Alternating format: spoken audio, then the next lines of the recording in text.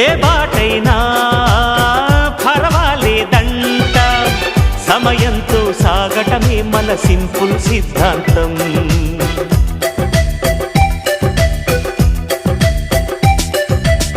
చిరుగాలికి పరిమళమిచ్చే సిరిమల్లెల వనమై ఉందాం, గగనాన్ని నేలను కలిపే హరివిల్లుల బంతెన అవుదాం.